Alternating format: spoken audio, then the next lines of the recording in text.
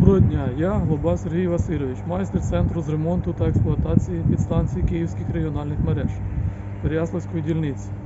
Я та моя бригада виконуємо поточні капітальні та аварійні ремонти підстанційного обладнання.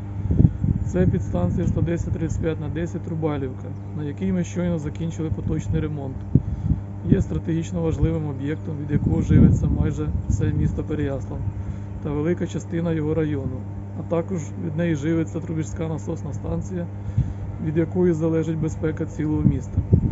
ДТЕК – надійна та стабільна компанія, яка дбає про своїх клієнтів. Ми працюємо для вас 24/7.